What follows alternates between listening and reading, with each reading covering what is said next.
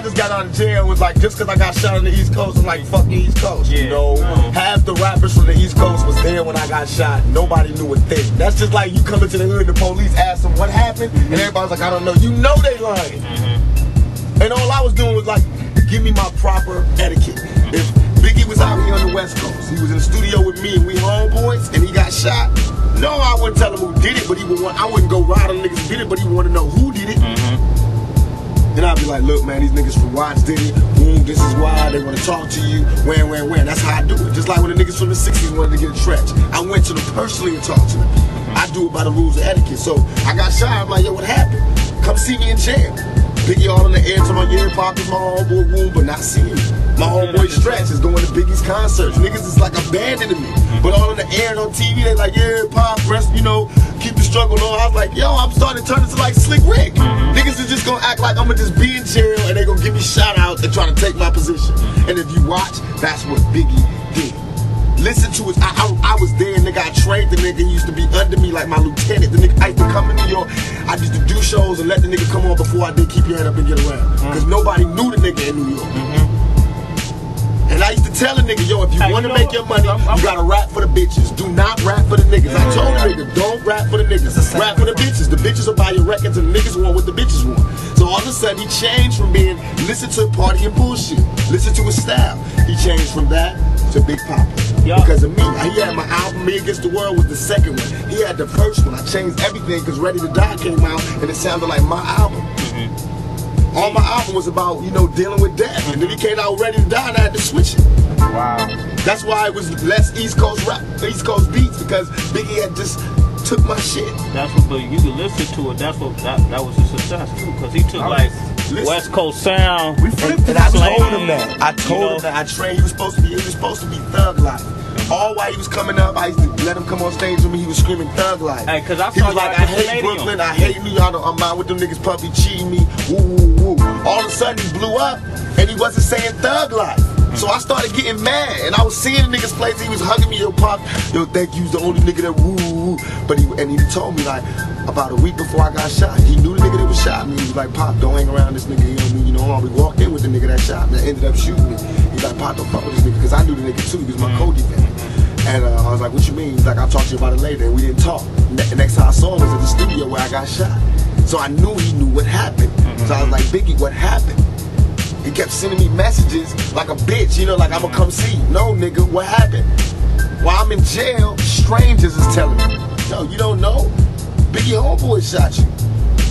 Cause they bragging, they telling they niggas in jail, yo, we just got popped, woo, woo, woo. And my cousin was in jail in New York cause I got family out there. He's sitting right there while the niggas get in the car going, yo, my homeboys just jacked that nigga 2Pac.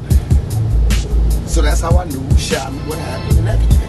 They mad because I know what happened. That's why they all, you know, it's Biggie and them, they're not riding.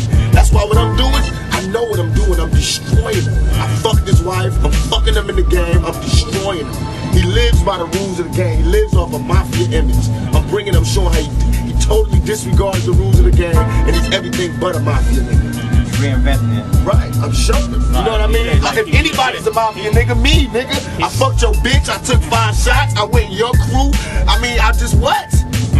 I went to New York. They don't do shows out here. I did Saturday Night Live. Y'all forgot.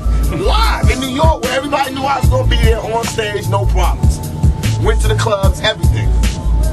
In the middle with my West Side ride. You know what I mean? Because I'm real about it. I don't hate New York.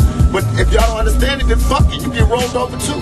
Because I hear y'all. I was in jail and I heard what they were saying on the radio. You know how we got the Wake Up show? Right. You know, they got their own shows. They got their little mixed shows with Red Alert, this nigga and that nigga, and what's his name, Flex. And I swear to God, dog, they used to diss the West Coast. They had these commercials where they be like, hey, dog, what's up, dog? And I used to be like in jail in New York on my radio, like, oh, shit. You know how you would feel if you heard your homeboy went home and just clowned you? And I was like, oh, man. Oh, and all my homeboys like, yo, Puppy just did a show out here. I was like, how was it? It was like, good, we gave him love, we gave him this, we gave him that. He was talking all this unity shit, but then when they go home, they be popping Q-Tip, they made all these underground tapes dissing us. Q-Tip? Yes, Q-Tip. So then when niggas ride back, then they want to talk about the culture and be hip-hop-ish again. But that's not fair. How you gonna be bold? And that's what they all do. They all play badasses. Thank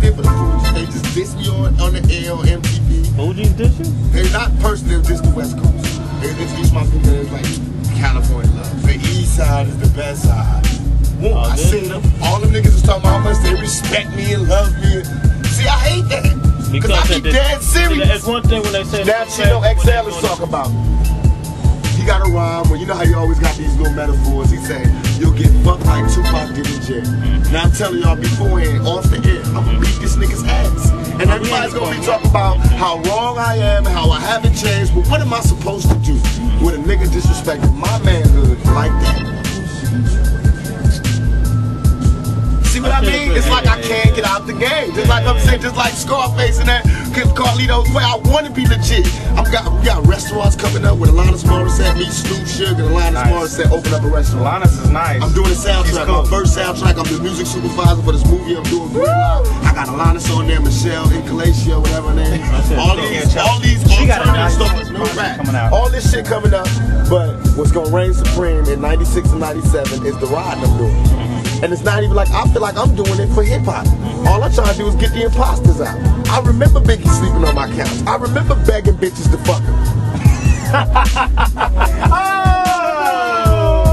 You feel me? Yeah. So Big Papa don't mean nothing to me. He know it. He know it. That's why he can't fight me. That's why he can't battle me. Yeah. You know what I mean? I can make songs talking exactly about him, and he can't talk about me because he know. I'm the one that used to buy him champagne. All that shit he talking, that was me buying him that. He talking about my lifestyle with his album. Because when he was doing his album, he was broke, nigga. I was having money. The shit he talking about was my life. Thug life. That's what he talking about. All that Junior Mafia, them niggas was young motherfuckers that used to hang around that I used to give money to get on the train to go home at night. Little Caesar and all of them. And Kim and all that. Yeah, so now they rapping against me, and you can imagine how I fucking feel. When I got arrested in New York, I got arrested for Biggie. Them guns in my room was Biggie's guns because them cowards left the room when they heard the police was downstairs, and everybody left their guns in my room. So I got 4 guns in my room. Serial numbers scratched out, and I did not snitch. I took that case. So you can imagine how I feel when I'm in jail for that case, and he out there living a mafia lifestyle, giving me no money, giving me no respect, giving me no tribute. Rolling with my road dog who was there when I got shot. I mean, come on, man. I'm not paranoid.